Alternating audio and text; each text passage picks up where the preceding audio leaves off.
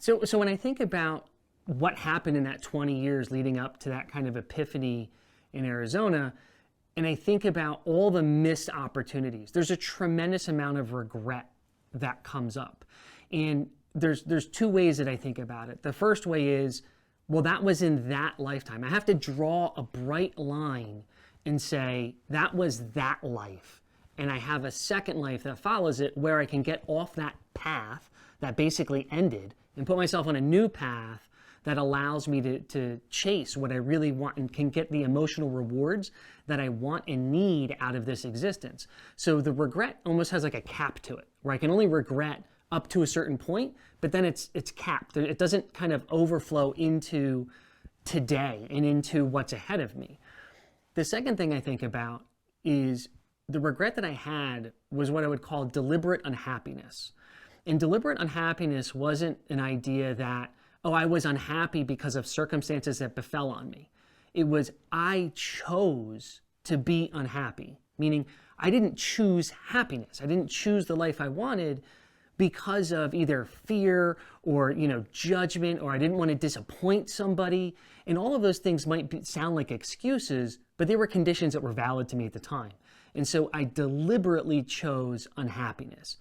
And so if I stayed with deliberate unhappiness, I think the regret, that unhappiness would essentially harden and petrify into regret.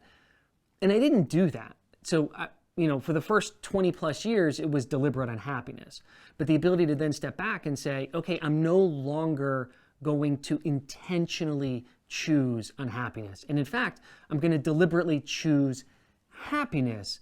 That almost starts to break free of the potential of regret. So now I don't need to worry about the idea of asking myself 20 or 30 years from now, what if I had done this, or if only I had done something differently.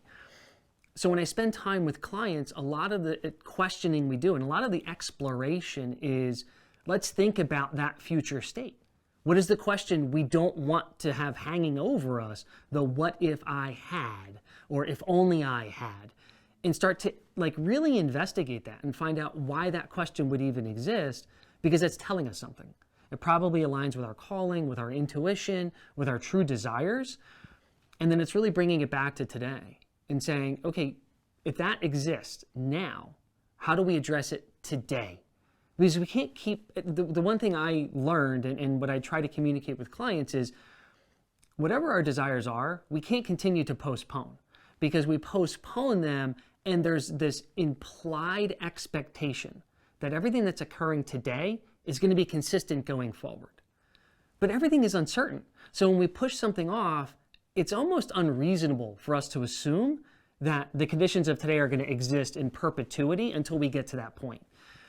So by making it like a delayed gratification, it almost decreases the probability to making it unlikely.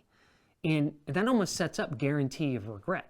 So a lot of that exploration, a lot of the work we do is to find out how to take that delayed gratification, that delayed reward that we need in life, and finding a way to start addressing it and pursuing it now without blowing up our, everything else in our life, without blowing up careers, relationships, finances, health, whatever it is.